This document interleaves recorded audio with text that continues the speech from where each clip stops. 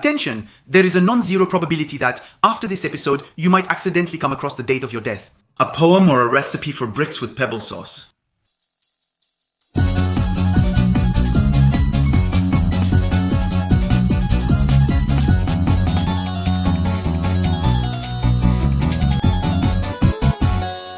A few months ago, we were asked to address a question that could be described as pretty tricky, namely, can we know everything? Not a question that brightens family dinner.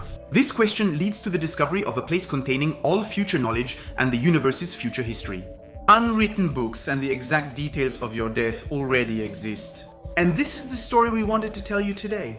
Let's dive into the Library of Babel, one of the most dizzying ideas ever produced. Imagine for a moment a total library made up of all possible 410-page books containing every possible combination of the 26 letters of the alphabet, including spaces, periods, and commas. Therefore, in this library, everything that can possibly be expressed exists in potential. All of that lost among a bunch of arranged characters, with no apparent logic. Borges expressed this idea in a 1940 short story. The author describes a universal library, endless hexagons with shelves each holding 32 books of 410 pages spanning about 10 pages. In this library, most pages are simply incomprehensible strings of characters. There are books in your language, ones you've read, some unwritten, and sublime poems that will never be written. Somewhere in there is hidden the user manual for your phone, the writings of the Gospels, the Universal Encyclopedia, and a scathing review of this episode. Everything never said, every imagined theory, secret, dream, poem, story, name, including yours and your story, your death date, and your deepest thoughts. Everything is already set down on paper, and everything that has already been written, everything that will be written, everything that will never be written, all of this exists somewhere, lost in the vastness of the Library of Babel. Where am I? Where am I going? On which shelf? As Borges says, everything can be found in this library. The detailed future history, archangels' autobiographies, the library's exact catalogue, and countless false catalogues. The demonstration of the falsehood of the true catalogue, the book that explains the existence of the library. The same with 1, 2, or 3 mistakes, translating and interpreting every book in all languages. Grandiose, sublime, dizzying. This library isn't infinite since each book has only one copy. So, how many books are there? Let's calculate it for fun.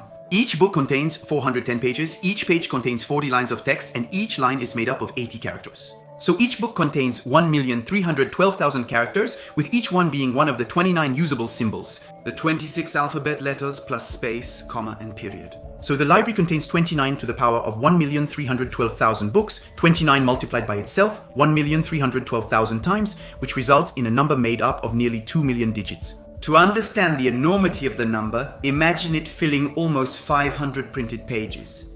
If written in a straight line, this number would stretch almost 3.5 kilometers. And the space that a single library head would take up is dizzying, assuming very roughly that the observable universe is a sphere with a radius of 46 billion light years, a really huge sphere. You can store around 2.8 x 10 to the 50th power books in this universe. If it existed, Borges' imagined library would fill the observable universe and need even more space. How much? About 10 to the power of 1,918,616.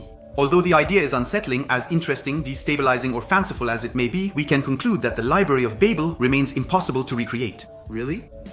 Not sure? That's where magical science comes in. If it's impossible to reproduce this library, even digitally, given all that's at stake, it's possible to approximate it on the scale of a single page, using an ingenious algorithm.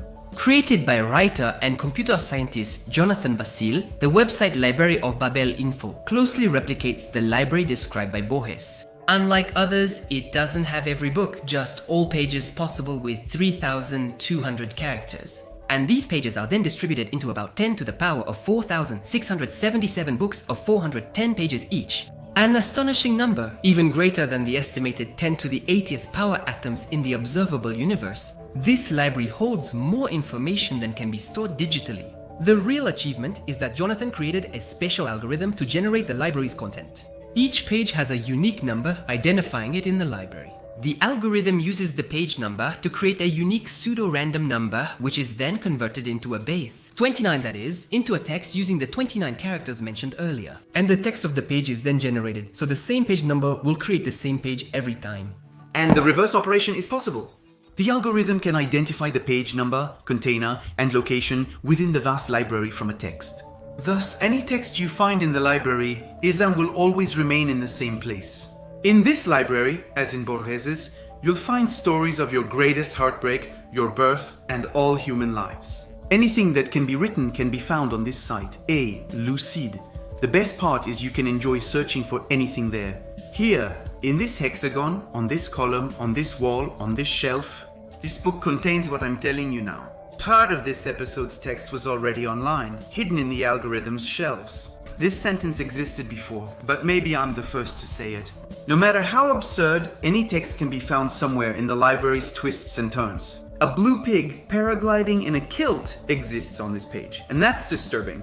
Look, this sentence also appears in the library. And this sentence also appears in the library, You can obviously wander randomly through the contents of the books, but the probability that you'll find a coherent piece of text there is very low. To explain this, let's use the infinite monkey theorem, which says if a chimpanzee randomly types on a typewriter, and if you give it enough time, it will almost surely be able to produce a copy of Shakespeare's Hamlet, for example. By enough time, we mean time approaching infinity. Even if our fictional monkey typed for 13.7 billion years the universe's age, the chance of producing Hamlet or another masterpiece is tiny, though not zero.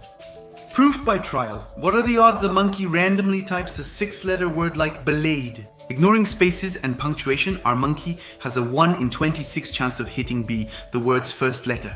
So far, so good. But the chance it types BA, the first 2 letters, drops to just 1. Out of 676, 26 multiplied by 26. You have a 1 in 308,915,776 chance, 26-6 for the whole word. Typing a 20-letter word is about as likely as winning 4 times. The rest in the lottery? Disappointing, isn't it? And you can see why we're not likely to get our hands on a piece of intelligible text in this library anytime soon. No, nothing.